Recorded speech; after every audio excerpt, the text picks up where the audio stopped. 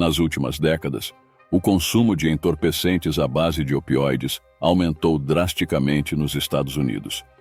Uma multidão de dependentes químicos perambula pelas ruas das cidades norte-americanas, alterando significativamente o cenário de lugares como São Francisco, que já discutimos em outro vídeo neste canal. A situação saiu completamente do controle, e em um período um pouco superior a 2 décadas, cerca de 1 milhão de cidadãos perderam a vida devido ao abuso dessas substâncias tóxicas.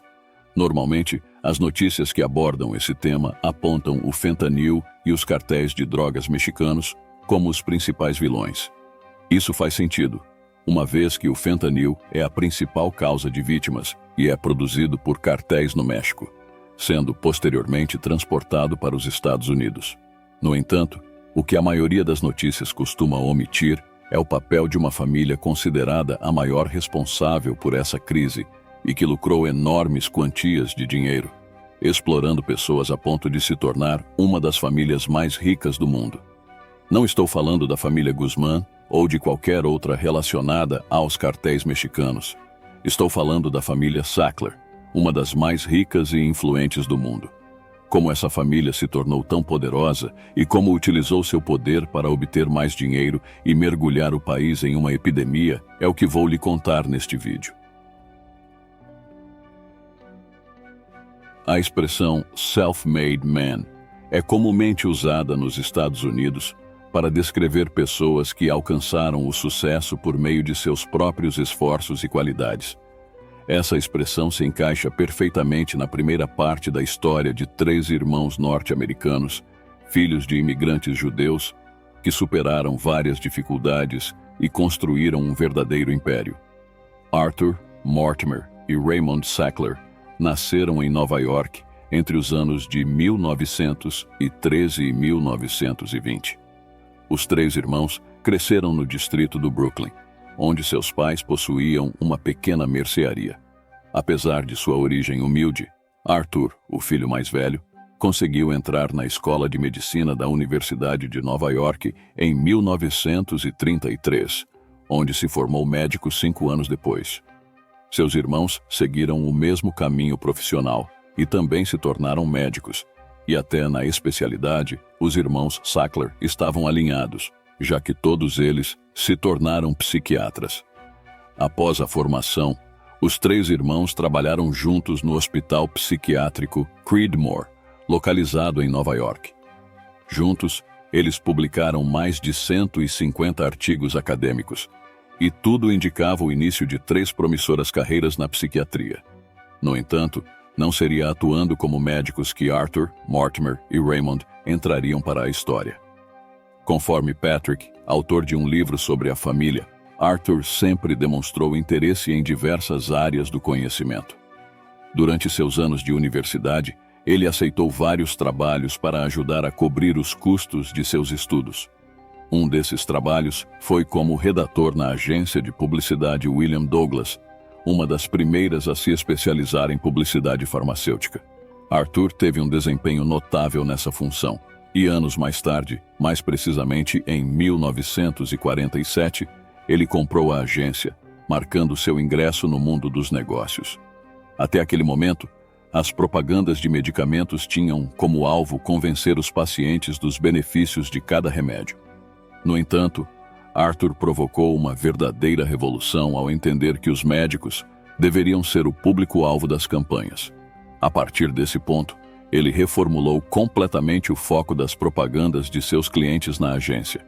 No entanto, a história de Arthur Sackler é marcada por métodos considerados antiéticos, para dizer o mínimo, usados para convencer os médicos a prescrever os medicamentos de seus clientes.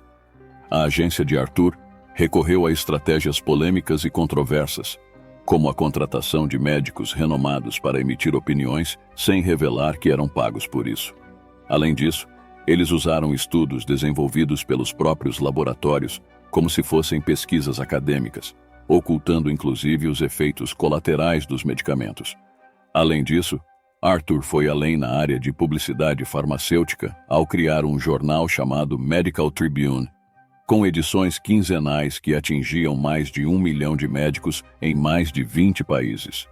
Com essa publicação, O médico publicitário podia disfarçar as propagandas como artigos científicos, convencendo assim mais médicos a prescreverem os medicamentos promovidos por sua agência. O sucesso de seus métodos o tornou muito rico.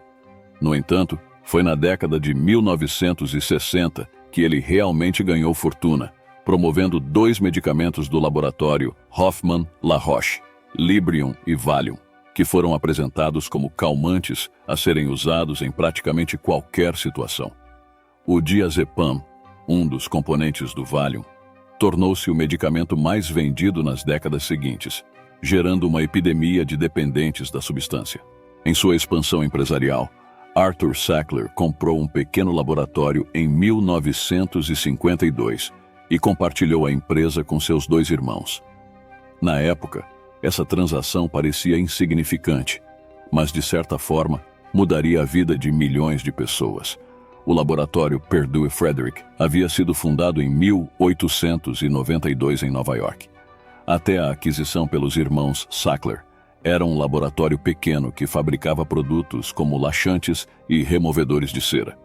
Pelo acordo realizado entre os irmãos, cada um ficaria com 1/3 da sociedade. No entanto, devido a seus outros negócios, Arthur Sackler não participaria da condução do negócio, que ficou a cargo de Mortimer e Raymond. Os novos proprietários mudaram a sede da empresa para a cidade de Yonkers e abriram escritórios em várias cidades norte-americanas. Mesmo assim, o principal produto do catálogo continuou sendo um laxante, e somente na década de 1970 começaram a direcionar o laboratório para a produção de medicamentos voltados para o tratamento de dores crônicas. Foi também nos anos 70 que uma nova geração da família começou a se envolver nos negócios, com a chegada de Richard Sackler, filho de Raymond. Ele passou a trabalhar como assistente do pai, e na década seguinte, em 1984, o Purdue Frederick lançou um produto revolucionário chamado MS-Contin, destinado a tratar pacientes em estado terminal. O medicamento era à base de morfina, um potente analgésico obtido da papoula. A morfina já havia sido utilizada anteriormente para tratar diversas enfermidades, mas devido à dependência química que a droga causava em seus usuários, passou a ser cada vez menos prescrita.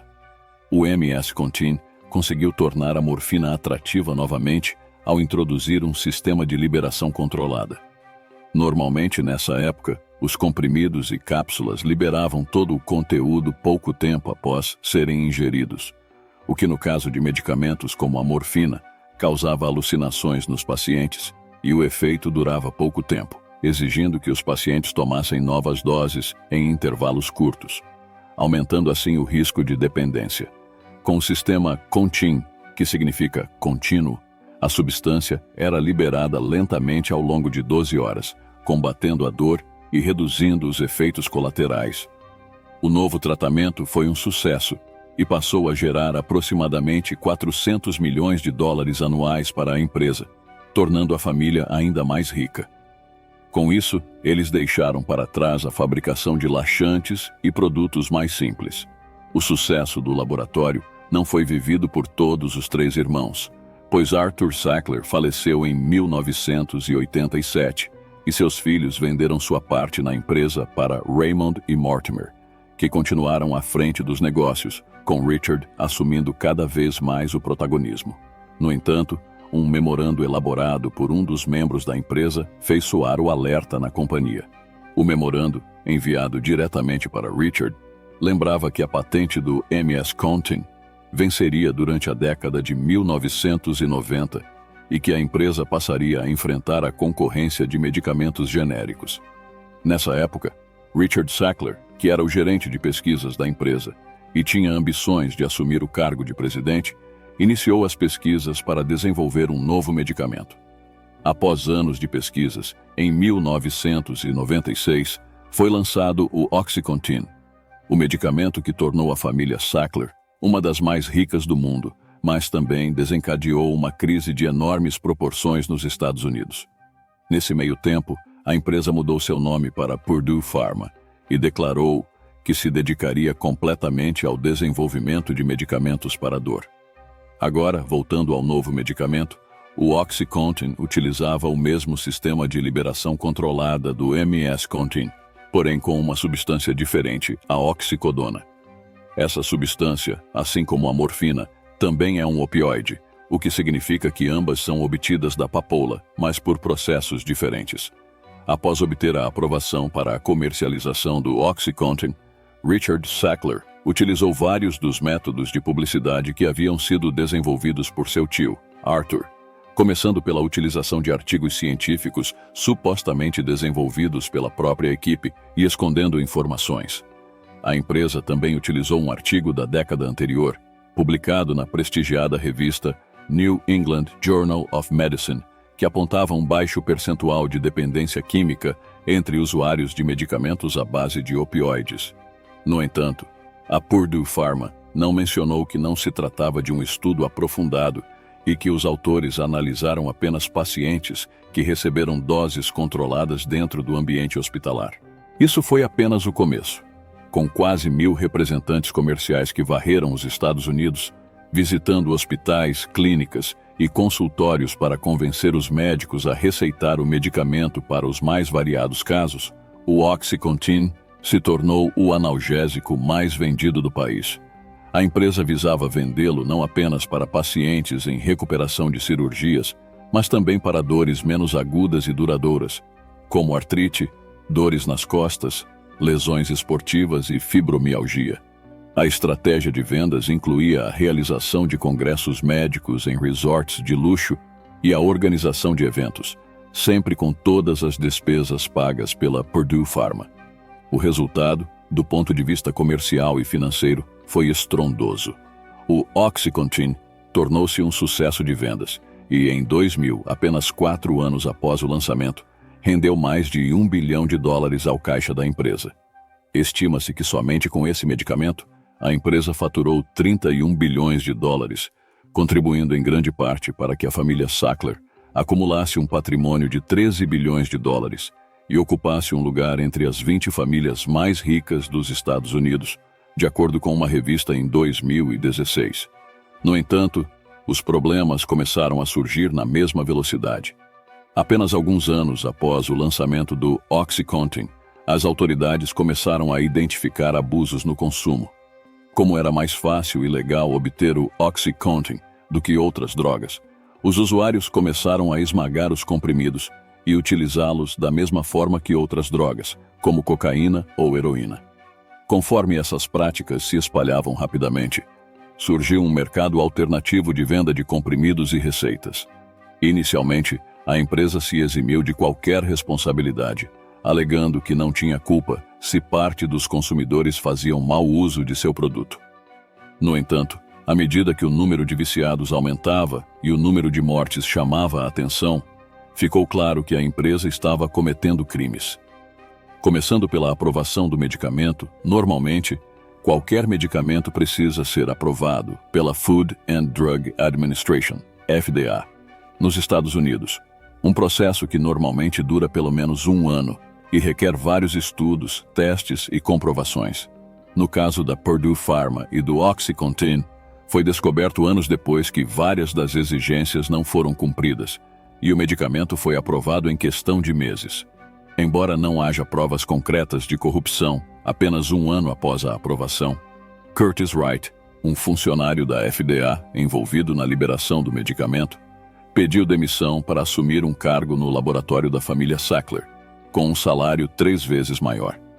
A empresa também foi acusada de fraudar o processo de autorização. Segundo reportagens do jornal Los Angeles Times, com base em documentos internos obtidos, a empresa tinha total conhecimento de que, em uma parcela significativa dos usuários, os efeitos do OxyContin duravam menos que as 12 horas prometidas. No entanto, como esse era o diferencial do produto, reconhecer tal fato atrapalharia nas vendas. Portanto, a Purdue Pharma, por meio de seus representantes, orientou os médicos a recomendar comprimidos com doses maiores, em vez de reduzir o tempo entre as doses. Essa recomendação provocou mortes por overdose e um aumento considerável no número de dependentes. Quando os pacientes não conseguiam mais receitas para adquirir o medicamento legalmente, começaram a recorrer a traficantes. Em 2007, a empresa foi condenada por enganar as agências reguladoras e recebeu uma multa de 635 milhões de dólares. Embora fosse um valor alto, se torna pequeno quando comparado às receitas que o medicamento gerou. A multa, que deveria servir para uma correção de conduta, serviu para que a família Sackler começasse um processo de esvaziamento dos cofres da empresa. A empresa se tornou alvo de muitas ações, várias delas movidas por cidades e estados que cobravam da Purdue Pharma uma reparação pelos danos causados. Quando começou a receber condenações e foi obrigada a pagar indenizações, surpreendentemente, o caixa da empresa estava praticamente zerado, e a companhia declarou falência em 2022. A família conseguiu manter seu patrimônio intacto e, recentemente, aceitou um acordo em que deverá pagar cerca de 6 bilhões de dólares às vítimas do medicamento. Em troca desse valor, os Sackler ganharam imunidade em processos atuais e futuros contra a família e manterão a maior parte de sua fortuna. O que a família não conseguiu preservar foi o uso do sobrenome Sackler em alguns dos espaços públicos mais importantes do mundo. Durante décadas, eles foram grandes filântropos e doaram milhões de dólares às mais diversas causas e instituições. No entanto, o nome da família Sackler agora é associado à destruição de famílias e vidas.